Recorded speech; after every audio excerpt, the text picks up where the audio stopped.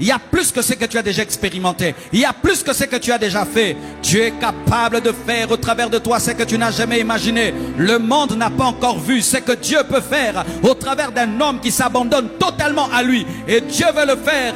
Dieu veut le faire au travers de toi. J'espère que ton amen est un signe de soif.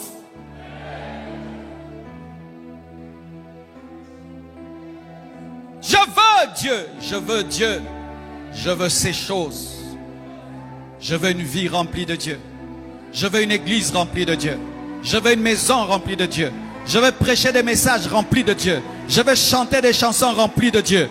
Je veux saluer quelqu'un, il est rempli de Dieu. N'est-ce pas que Marie et Marie de Madeleine et Élisabeth se sont salués? Et qu'est-ce qui est arrivé? La présence de Dieu a touché les bébés. Alléluia. De sorte que Jean-Baptiste, qui était dans le ventre de sa mère, a tressailli. Marie était remplie de Dieu. Sa salutation a impacté. Tu salueras, quelqu'un te dira, un démon me dérangeait, il est parti. Tu regarderas quelqu'un, il va commencer à confesser ses péchés. Parce qu'au travers de tes yeux, il va voir la sainteté de Dieu. Tu regarderas un homme, tu commences à pleurer parce que Dieu va te révéler qu'il est en train de mourir dans le péché. Tu entreras dans une avenue et les barres vont commencer à fermer parce que la puissance de Dieu sera avec toi. C'est ça la dimension du Nouveau Testament. C'est ça la dimension de l'Église. C'est ça la dimension de l'Église des temps de la fin. Devenir des tabernacles vivants, des hommes qui portent la gloire de Dieu. Oh rabasha kalabrabasa. Kerasa babasha. Andolo bonasa.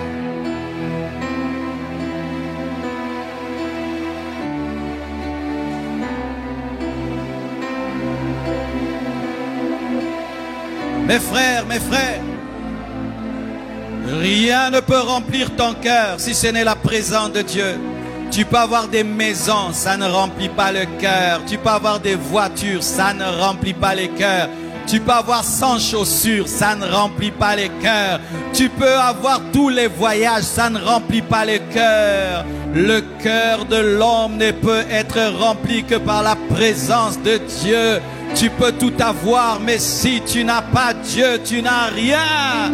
C'est pourquoi, frères, sœurs, désire la présence de Dieu. Car si tu es rempli de Dieu sur la terre, tu seras déjà en train de vivre les arrêts de l'esprit. C'est-à-dire les prémices de ce que Dieu fera au ciel.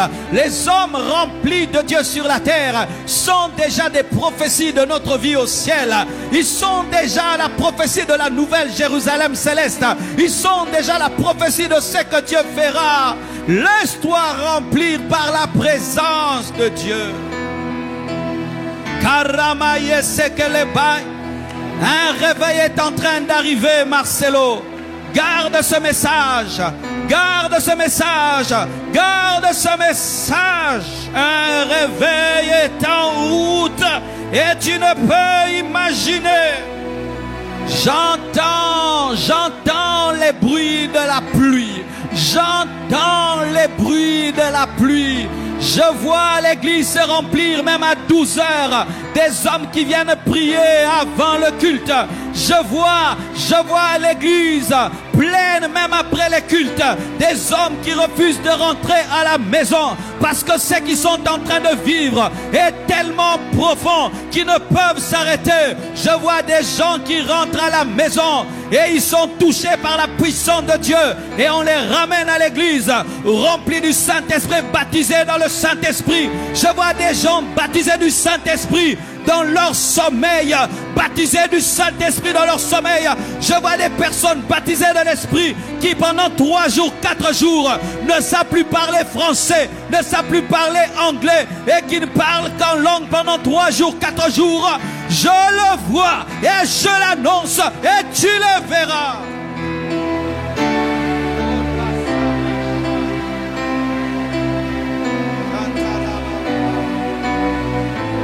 Alléluia, alléluia, alléluia, alléluia, alléluia, alléluia.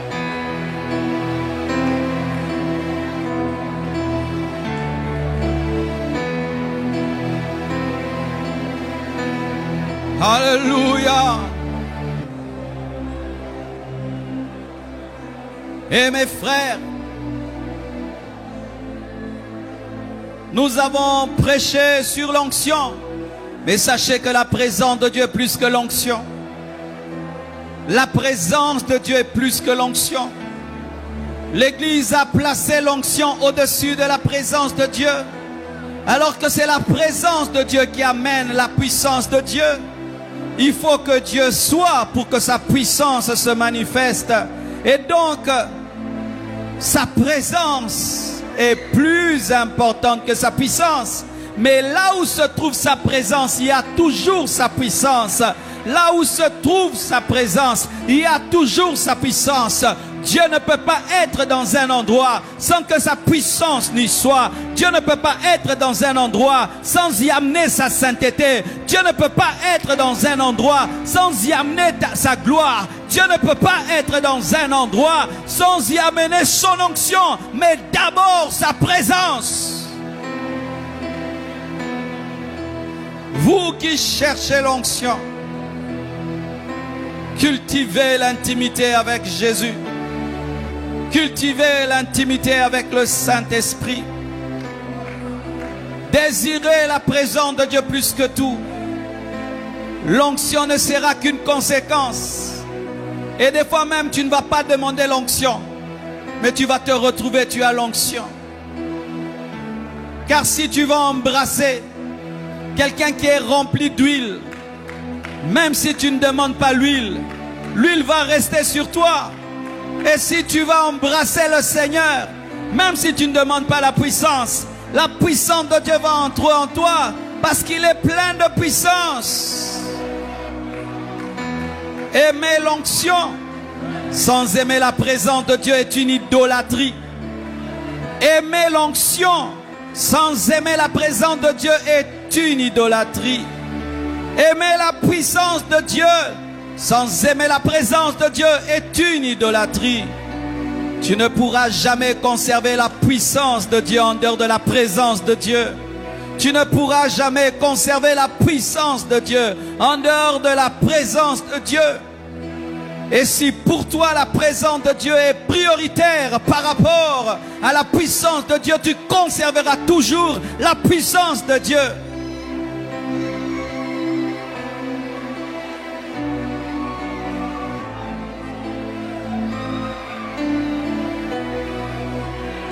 Un homme rempli de la présence de Dieu appelé Philippe. Il était rempli de sagesse, rempli d'intelligence, rempli de grâce, rempli de la présence de Dieu. Il est allé en Samarie. Et quand il est allé en Samarie, c'était une bombe. Un homme rempli de la présence de Dieu est une bombe spirituelle. Lorsqu'il est allé en Samarie, les paralytiques ont marché, les aveugles ont vu, les sourds ont entendu, les boiteux ont marché. Pourquoi? Il avait en lui le guérisseur.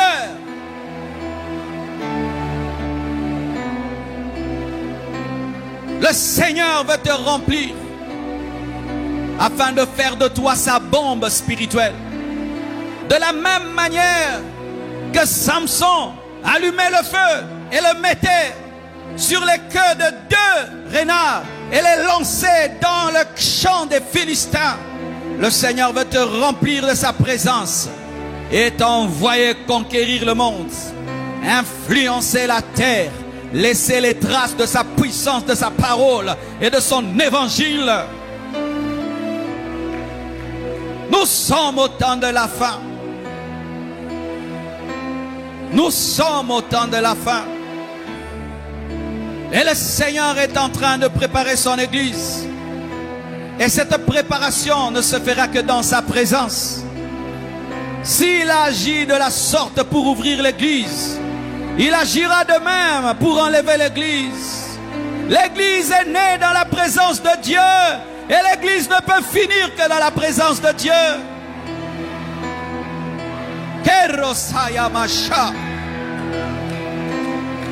L'Église est née dans la présence de Dieu. Et l'Église ne sera enlevée que dans la présence de Dieu. Si nous sortons de la présence de Dieu, nous allons rater l'enlèvement. Si nous sortons de la présence de Dieu, nous allons rater l'enlèvement. Si nous sortons de la présence de Dieu, nous allons rater l'enlèvement. C'est pourquoi il m'a dit de parler des temps de la fin, de la présence de Dieu et des temps de la fin.